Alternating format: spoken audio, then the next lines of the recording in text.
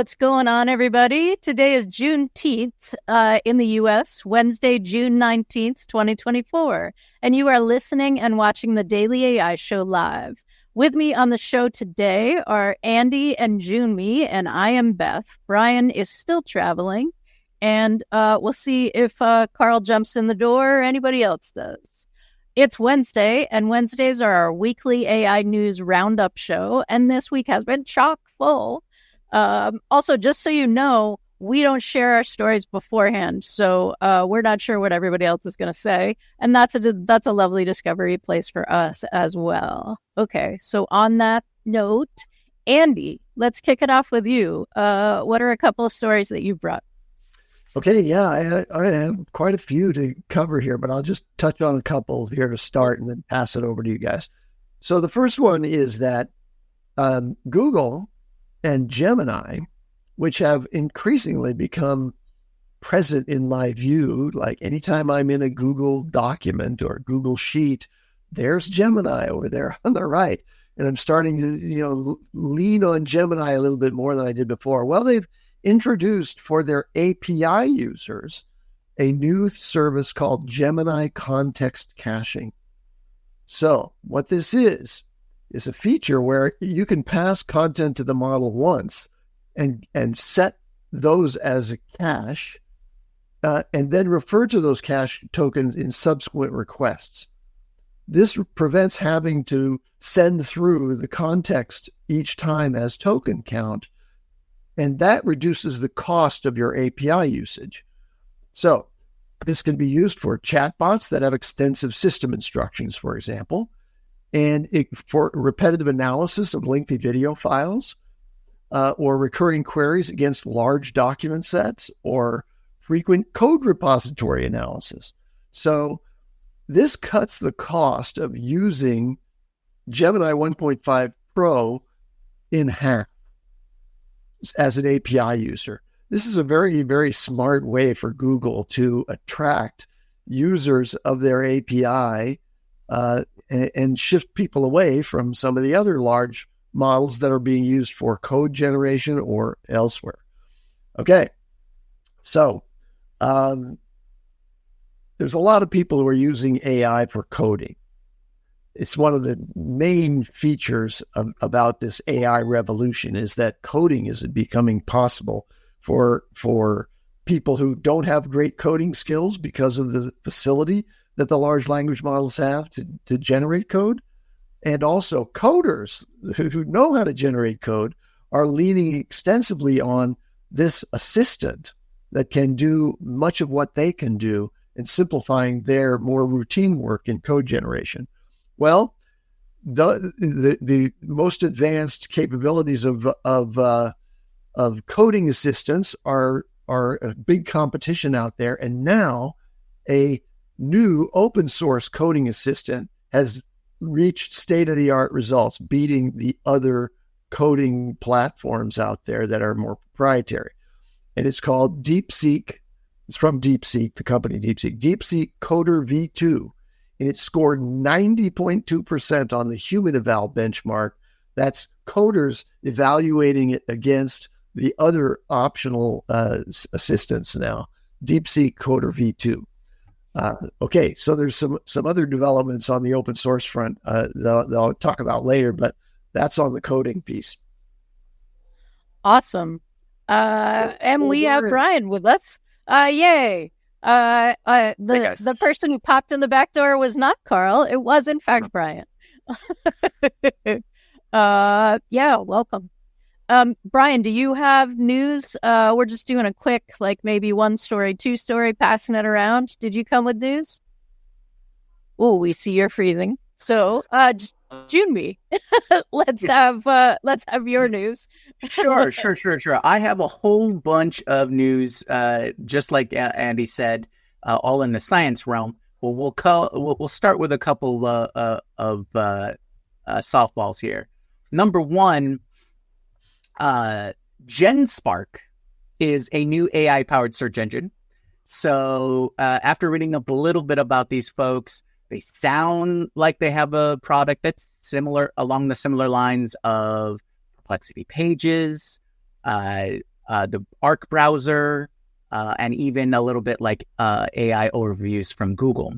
So what's really cool is this is all along the lines of what we've talked about in the past, where you search for a topic, right? And it will collect the various sources and then make a nice web page like experience for you to read and absorb that information. So that's sort of along that lines of personalized websites for people, right? So I thought that was pretty interesting that they came on. Before you go on, let me add a couple of points of information about GenSpark. One is the announcement about GenSpark came in the context of their receiving a seed round. Now, a seed round in venture funding is their very first funding beyond family and friends putting money into the thing. Their seed round was $60 million. So the venture capital entities behind this one, they look at this and go, wow, there's something special about this new search experience. And what I think is special about it is it's a multi-agent framework to synthesize content into this page. So agentic search is really what that's all about. Go ahead. And then a couple more. I don't use Snapchat very often, but they've released their AR experiences technology, which in the larger scheme of technology releases, AR and VR, they belong to this umbrella term called XR, which is extended reality. And so if you've thought about or have heard about spatial computing from like Apple Vision Pro and things like this, Snapchat bringing on their AR experiences, these are overlays, looking through the camera, providing additional information or experiences and things like that. Snapchat's such a large platform that I think this is a real interesting way to get AR into everybody's hands, right? They're mobile specifically. You can use your phone to then have this AR layer added. So we'll see how that develops. And then one other short one, I think, before we move on is Sewer AI. So this is a company that was developed for quite a few years now in the AI space. But essentially what they do is they take all the data points that are used for inspections, sewer inspections, piping inspections, and things like that to create a much clearer picture of the state of any particular sewer system. And why this is important is the vast majority of our sewer infrastructure or our piping infrastructure is just post-World War II. That means, we've got number of decades old pipe system that, and anyone who's had the pipes burst in their house knows that this is a real pain in the butt to get fixed. So it would be great to see if we can predict when there might be a critical failure or something along those lines. So I thought that was an interesting. Is that a poop explosion prediction engine you're talking about? Preventive. It's preventive, right? So you could take the necessary actions before it all happens. That sounds amazing. Yes, because those kinds of infrastructure fixes are things that are hard to detect, right? So we're saving money both in the detection and then being able to ideally fix it before it becomes a more poop explosion expensive problem. Nice. So Jyunmi mentioned the Snap avatar. TikTok has also released their new AI suite called Symphony, and it's a comprehensive content creation suite. And it includes digital avatars as well. Like there's a whole avatar theme to this week's news, I think.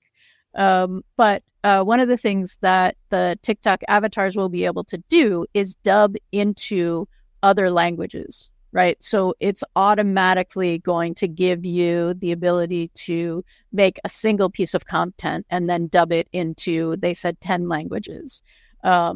So it's designed for marketing, right? It's a business suite to a certain extent, but ideally increasing ROI and user engagement on the platform, because now you're doing that expansion across speaking to people in their own language, hopefully. They're looking to enhance global reach. There is also a story, speaking of avatars, AI Steve is a digital avatar who is running for the UK Parliament. This sounds like a joke news story, but it is actually not a joke news story. There is an actual Steve behind AI Steve, but it's really sort of putting in, like in the US, we're concerned with deep fakes for political information because our election is coming up in November. And I think even if you're somewhere else in the world, you're aware of our election timeline. But no, so far as I know, we have no AI avatar political candidates, and I don't know if we could. Although corporations are people in the US, so we're not entirely sure about that. But it challenges political norms and like raises the question, brings some focus to what is possible, right? Even if it's not possible that they could serve or get elected, it's possible that they could run and be realistic enough that that people could vote for them. So there are ethical and legal implications. It says the campaign will test the public acceptance of AI in leadership positions. And just based on our experience of people's response to AI in leadership positions, I do not hold high hopes for Steve, AI Steve running his chances of getting elected as a leader. But those are my two. And Brian is back. Welcome. Yay. I was going to say on that note, Beth, because I read that story too, that, considering, the upcoming election in the States, I'm not so sure. Maybe this will be the election that pushes me to want to vote for an AI solution, considering my options. I, for one, would like to believe that most politicians who arrive at positions of power in legislature or in, the executive branches here in the United States would have an AI assistant that we could talk to just to be assured that that person is well prepared. And I don't think many of them are, frankly. There are lots of them who are, but some of the people who are getting into political power these days are getting there on sensationalism and not on professional preparation for the role. And let's be honest, I mean, there's millions and millions and millions of dollars on all sides. I'm not picking sides here, paid to data companies that aggregate data and figure out exactly what needs to be said to get in power, stay in power, remain in power for 30 years, these kind of things, right? So unfortunately, as much as, there's a lot of maybe benefit that could come from being more informed in AI helping that way, I also think, obviously, politicians around the world will use AI in order to even further fine-tune exactly what they say. And as we know, it's going to get much, much easier to make that heavily personalized so that all four of us might get a slightly different altered version delivered to us that just piques our interest just enough. So it's going to be very interesting as this comes. And I think this story is maybe more of a peek into that. Like you were saying, Beth, I mean, it's not anything anybody's taking seriously today, but I am glad it's happening. And I'm glad it's making a news story because it's definitely something that's going to come into play more in the future and at more serious levels than maybe this UK story and stuff like that. As far as the news story for me, did you guys, I was having internet connections. I'm in a hotel in Austin, Texas. So I apologize for that. But did you guys already talk about not Sora, but Runway as far as their video? So I think that's a really interesting story. Runway ML it's not available. This is typical, right? We don't have availability to Sora.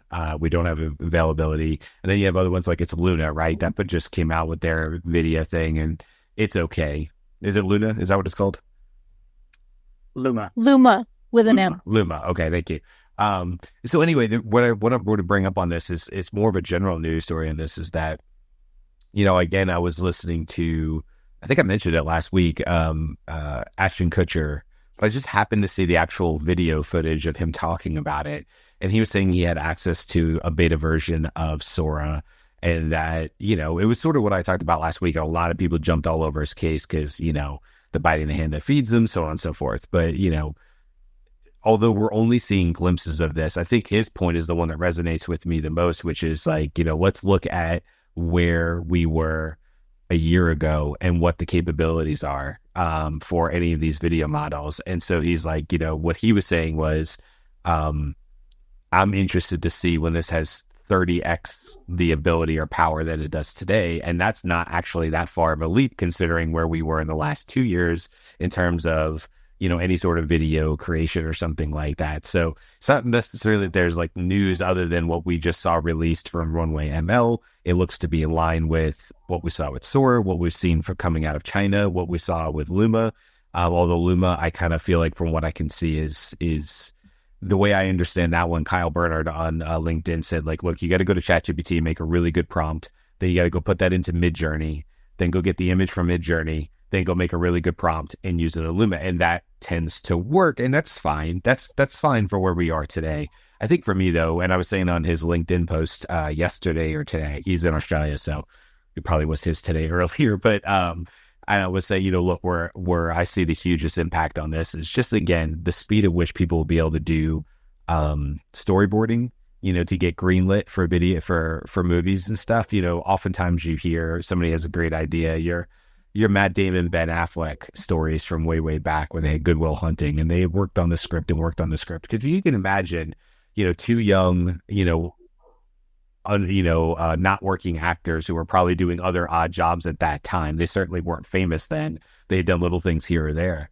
But being able to write that script, and then to what Ashton Kutcher was kind of saying, they could have had their own vision before directors were involved, before other people got their fingers into it. Maybe they had a vision of what that movie was supposed to look like, and they would now, or we'll assume in a year, be able to create that actual video, movie, short story, whatever you want to call it, let's say a Good Will Hunting, and then be able to pitch that.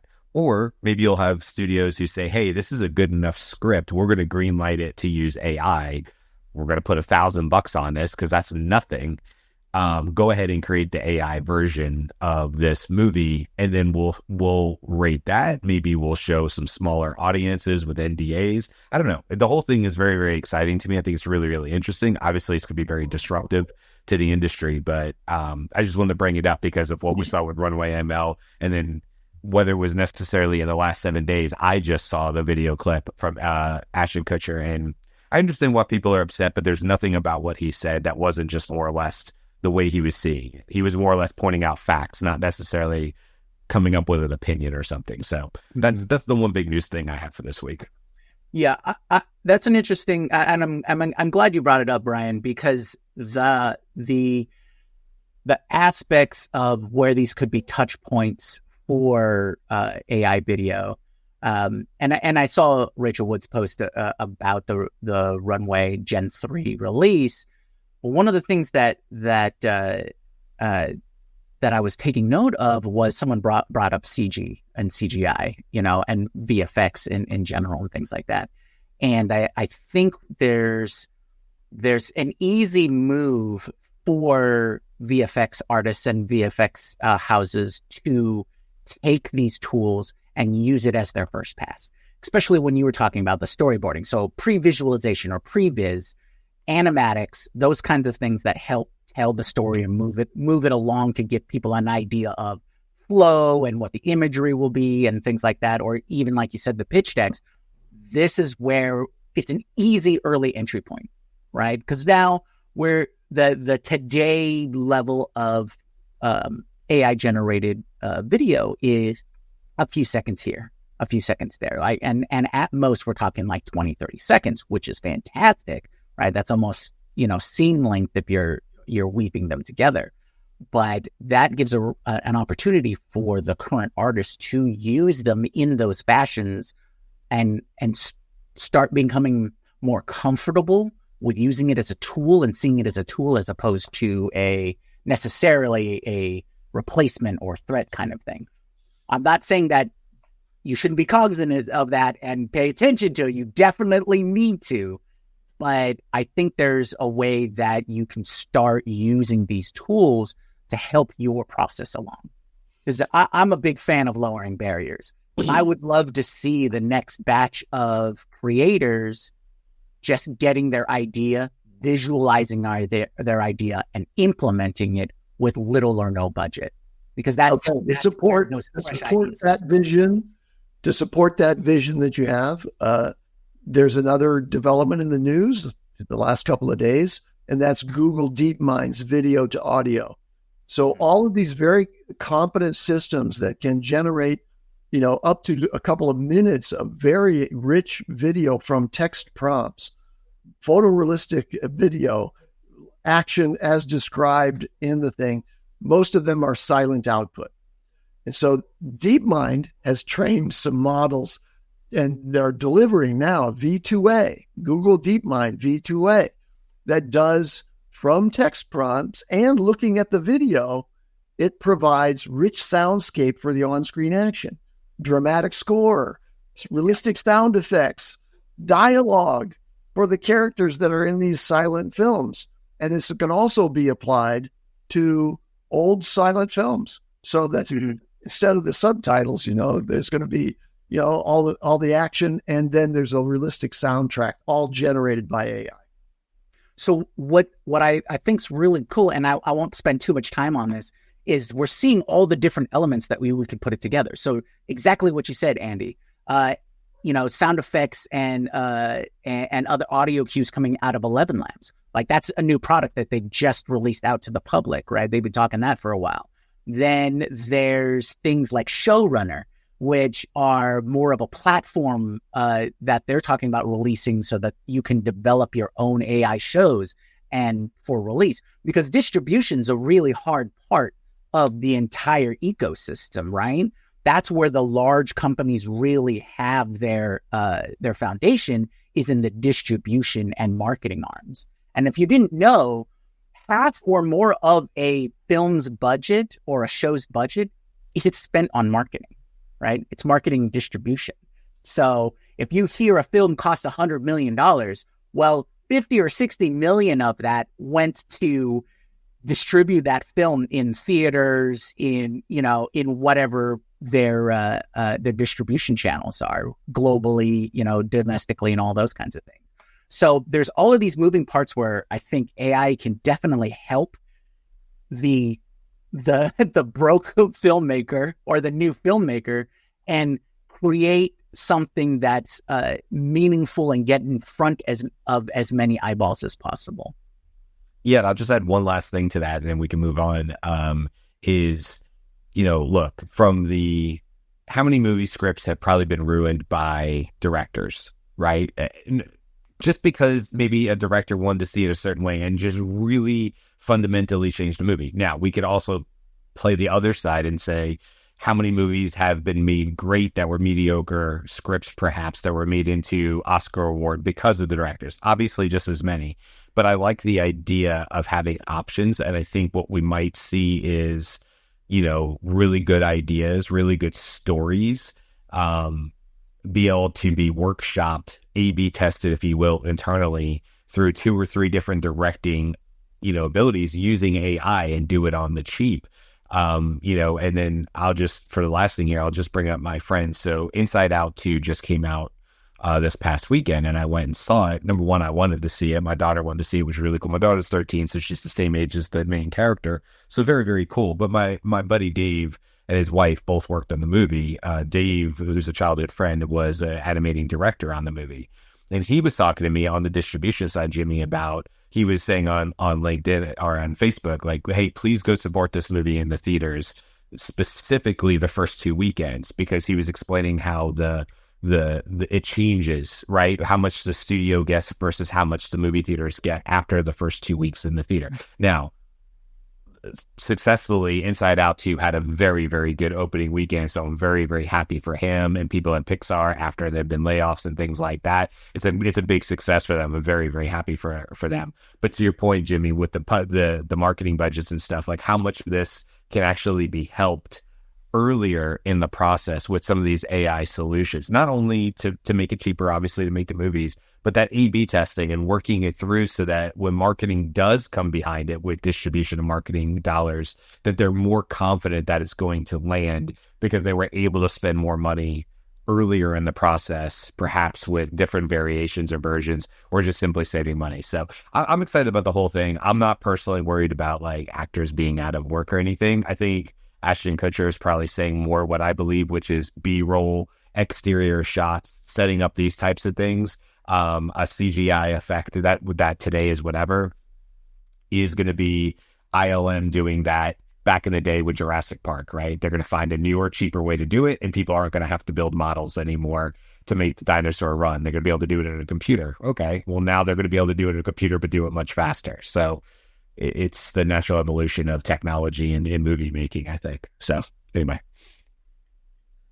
Okay. So pivoting, I'm going to pivot to Brett Adcock, who we know as the CEO of the company that's building the Figure 01 robot.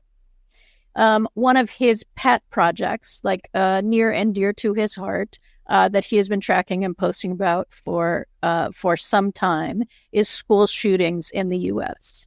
And for people in other countries, we have way more school shootings, like so crazily more school shootings than other countries for a variety of reasons that are political hot buttons. But what Brett is doing is he has announced that he is personally funding with seeding with $10 million, a company called Cover, and with a mission to prevent school shootings by detecting from afar. So it's not like a new kind of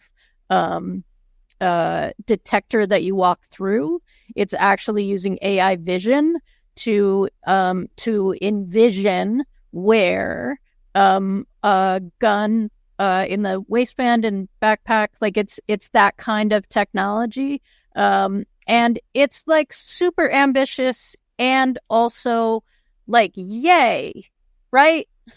This is one of those places where like, hey, this is an amazing use of AI for good if it could find and detect the possibility of shooters before they happen, right? The possibility of the mechanism that's going to enable a shooter, which means that they have something to shoot, right? Do I understand this to be like, is it like using some sort of tech like a LiDAR, things that we're typically finding on a Tesla car, and it's using this sort of AI technology to scan? Is it a replacement for like metal detectors? I mean, do I understand this right? It sounds very cool, but I mean, obviously for sporting events as well and stuff. Okay. It's designing concealed weapon detection imaging scanners, similar to airport scanners, but 10 times higher frequencies and up to 4-meter standoff distances. And it's as safe to human bodies as home Wi-Fi, right? So, and again, like we've been in those metal detectors, that's a one at a time kind of thing, right? There's like, and this seems to be potentially a larger situation, right? Because AI can engage in more data and process more data at once than humans can, or than these single things. And if it's at a distance of up to 4 meters, then you have much more ability to like run that process and like, okay, so that's someone we want to pull over. And I am also hoping that this shifts some of the human profiling that just happens, whereas people, sometimes we're paying more attention to certain kinds of people than other kinds of people. And AI, if it's looking for a concealed weapon, like we understand AI has bias built in, But if it's specifically looking for characteristics that would be like the shape of a concealed weapon, I'm hoping that removes a little bit of that profiling bias as well. In another story that's about AI research being funded and organized by leading thinkers in the world of AI for the common good, Jeff Hinton, one of the godfathers of AI from Google Brain, and got some notoriety for leaving Google, saying that he was not confident about the sort of the ethical approach and the approach to protection of human interests in the development of advanced AIs. He and another preeminent researcher, Max Welling, have assembled a team and are doing a startup building AI systems to do material science for carbon capture.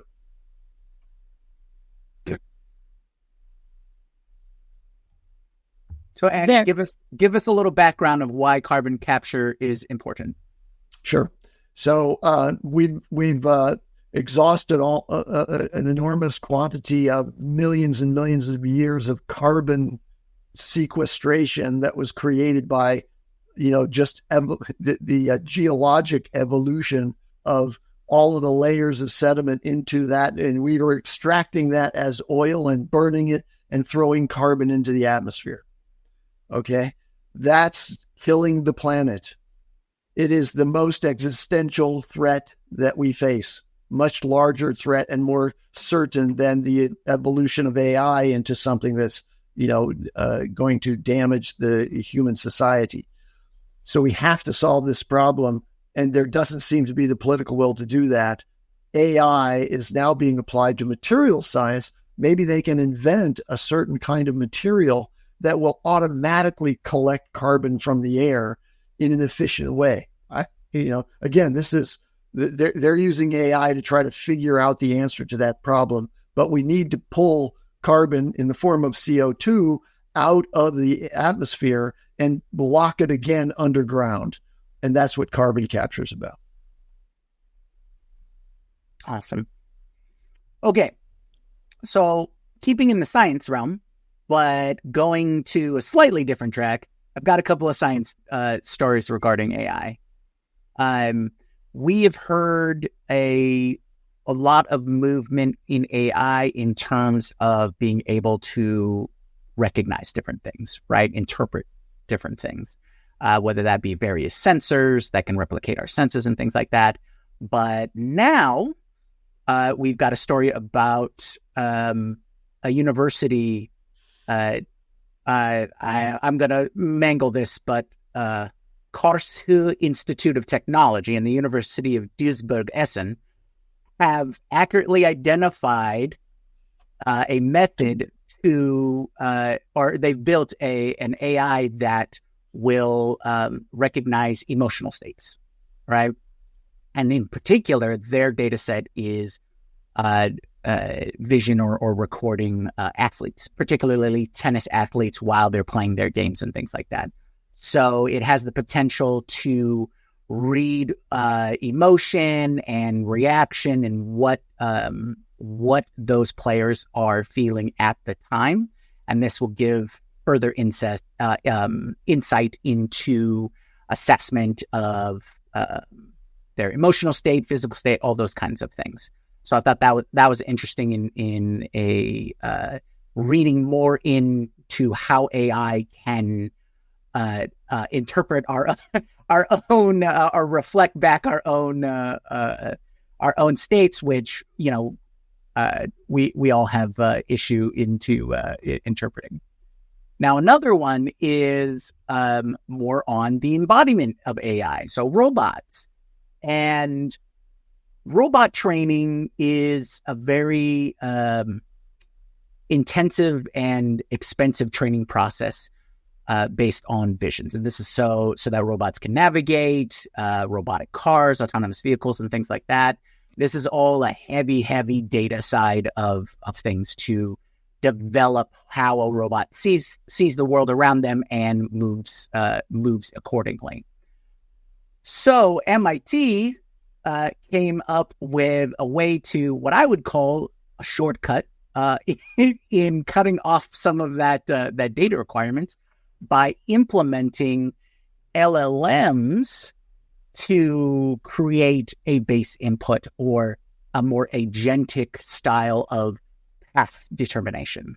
So they would use the LLM to break down what the steps are needed by the robot to accomplish, and then use the particular vision, right, of that are developed from the LLM to then train the robot to recognize, oh, this is being created. So it kind of has a simulated data kind of situation going on there.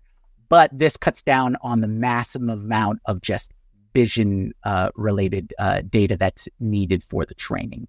So this could speed up the development of robotics and things like that. And then finally, out of North Carolina State University, researchers have developed a technique that allows better mapping of three-dimensional space with 2D cameras. So sort of along the lines of imagery and stuff like that is right now you can take a series of photos from all degrees and directions around a subject and weave them together to make a 3D image. We've also seen AI technologies that allow you to take a single 2D image and interpolate or guess what the 3D sides of it's going to be based on shadow, lighting, and all that kind of stuff. But this method sort of, what I would like to call, like, skews straight down the middle, right? They call it multi-view attentive contextualization. And it's basically a plug-and-play method of splitting the difference, right?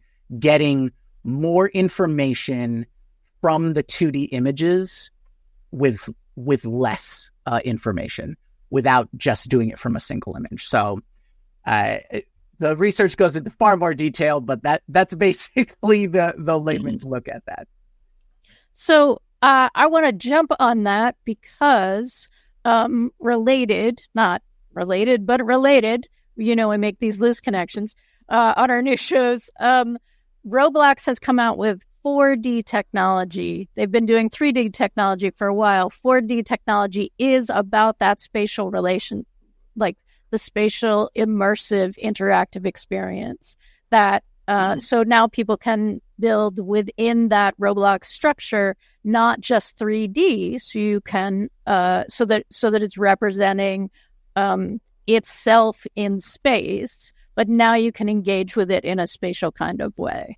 And that's really exciting. Roblox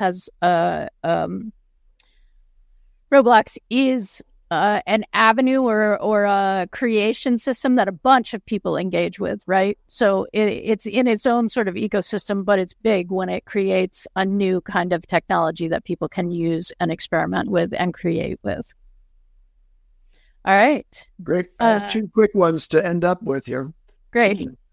The first one, I mentioned earlier about the open source coding assistant, which can generate code and is at the top of the leaderboard now. And that's DeepSeq's Coder V2. Well, you all remember Devin. Devin is different from just a straight coding assistant because Devin can do things in an agentic way. You can give it an objective and it'll figure out on its own how to go about developing the code and the platforms and the architecture and actually implement those. Well, a new startup just got its Series A round, so they had been seed funded before, but led by Sequoia Capital. Sequoia leading a round is a major thing because Sequoia is one of the big granddaddies behind the biggest names in technology that have emerged today. And so Sequoia investing in this company called Factory is very, very, very important to note. What is Factory doing? They're building droids for automating the software development lifecycle throughout. And those droids have been demonstrated to beat Devin that came from this company, Cognition. And now this company, with just $15 million of the seed round, valued only at $120 million, has demonstrated superior performance in this agentic code management and development as compared to debit. So that's very important. And the last thing is, Beth and I have a fondness for this company, which I thought had kind of disappeared into the wings, called Open Interpreter. So Open Interpreter, their mission is to make it possible for you to control your computer with local tools, not going out to the cloud, but all local.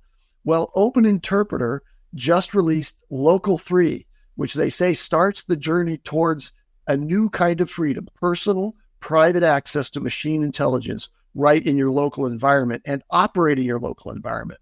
So it's been upgraded. It can control your computer seamlessly. It works completely offline and locally. Open Interpreter is a very important development. And both Beth and I have bought the small device that they offered early on, sort of like your start engine or your, whatever, we're investing in them. That is the interface with the code that will be on your computer delivered by Open Interpreter. And by the way, Open Interpreter is developed by a loose assemblage of over 100 developers around the world. They're all contributing to this open source project. And so it's also a test of, can open source really beat the heavily funded development efforts of these more proprietary companies that are building such things like Cognition? Well, that's exciting. So I think we're going to wrap up. Brian, do you have anything that you want to say at the end? All right. So today is Wednesday. Thank you for joining us for the news show. Tomorrow we are talking about Leopold Aschenrenner's situational awareness paper site project. I believe altogether it's a paper, but it's a bunch of different essays. If you're looking for information, you want to play along at home, go check it out on our upcoming event. It's really important. And Friday, we're doing our bi-weekly Circle Back show where we'll revisit the shows from the previous 2 weeks and we'll give you updates or tell you what we were thinking that we couldn't talk about on the show because we have so much to talk about on the show. And that's the end of our news show today. Do all the things. Like us, subscribe on Facebook. We have a newsletter, dailyaishow.com. Let us know how we're doing. And we'll see you tomorrow. Okay.